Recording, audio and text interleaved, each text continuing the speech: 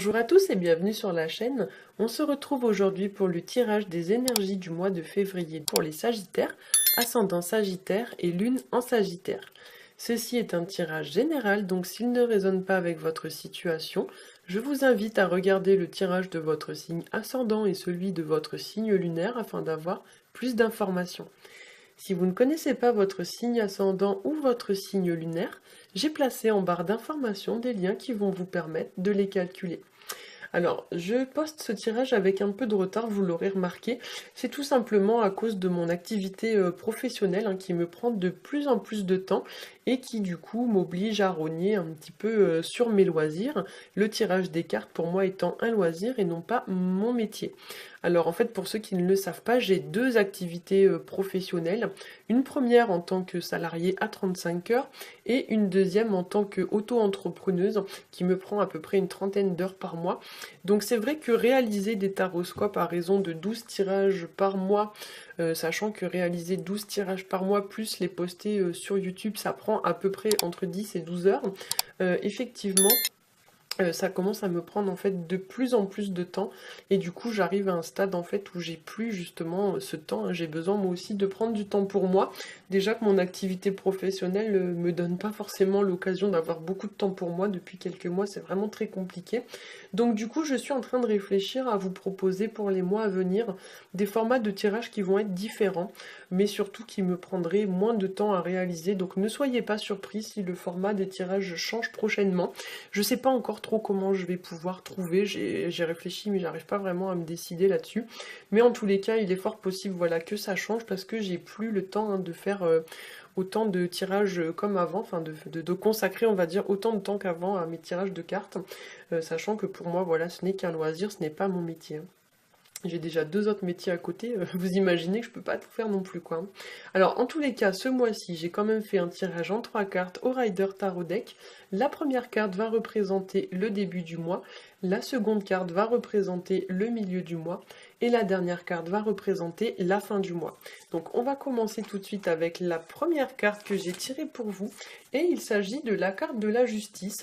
C'est une carte qui va nous parler de stabilité, ça nous parle d'équilibre, ça nous parle d'équité. C'est vraiment une carte de justice, mais aussi de justesse. C'est une carte qui va évoquer aussi pour certains l'idée d'examiner une situation bien en face, d'en peser les aspects positifs et négatifs, puis d'en tirer une conclusion, de trancher une situation de façon claire, nette et précise sans revenir après sur sa décision. Il y a aussi dans la carte de la justice une notion de verdict ou encore de réponse. C'est une carte qui va aussi évoquer l'idée d'adopter un comportement responsable, mature, droit, intègre. Et dans ses mauvais aspects, c'est une carte qui va parler peut-être d'une personne qui n'a pas ce genre de comportement. Mais ça peut aussi parler d'une personne un peu froide, une personne un petit peu psychorigide, vous voyez, intransigeante, etc. Voire une personne un petit peu coincée, une personne à cheval un petit peu sur les lois, sur les règles, une personne, on va dire, qui manque un petit peu de souplesse. La justice, ça peut nous parler aussi pour certains de toutes les situations qui vont être en lien, alors soit avec le juridique ou le judiciaire, mais aussi avec les situations en lien avec l'administratif. Donc ça peut parler par exemple de faire des paperasses, des papiers, des choses comme ça. Voilà, ou des situations en lien avec le judiciaire, voire même une situation en lien avec les tribunaux, les avocats, etc., etc.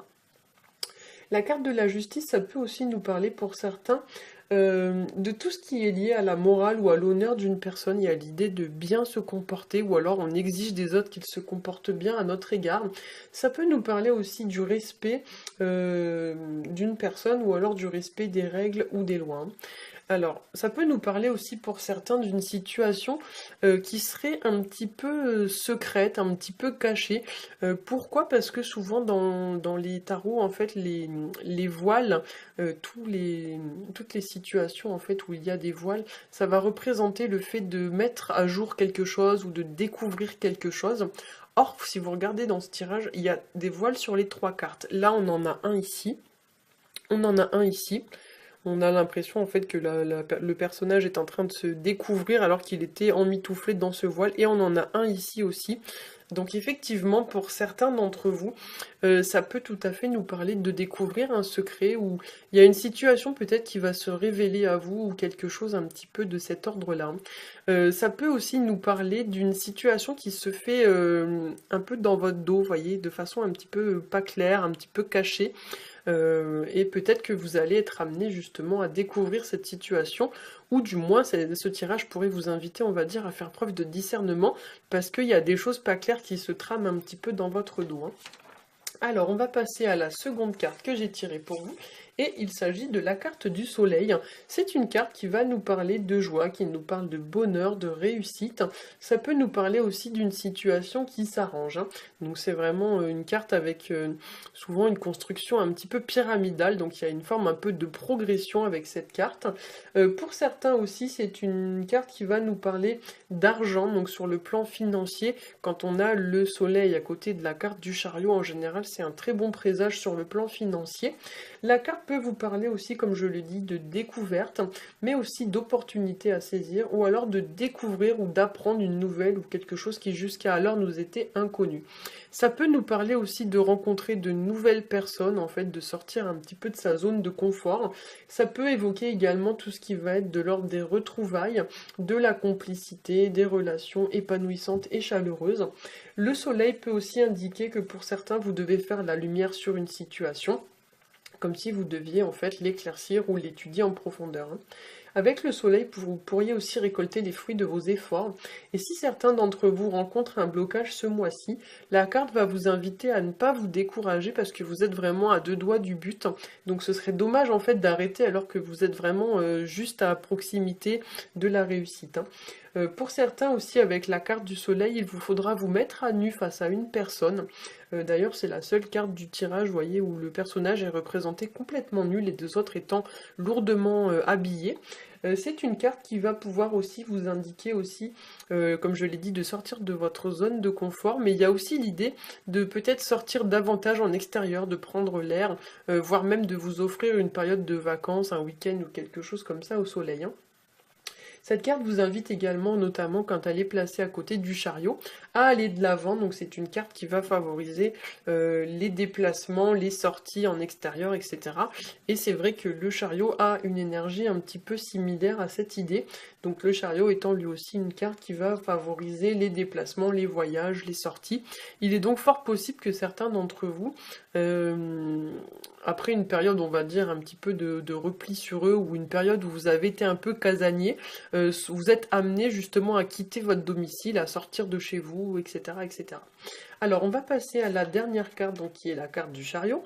C'est une carte qui nous parle de réussite, ça nous parle de succès, ça nous parle de s'engager dans une direction vis-à-vis d'une situation, ou alors de prendre la bonne décision. Ça nous parle d'atteindre son objectif, et le chariot donc nous parle également de reprendre en main les rênes de sa vie, hein.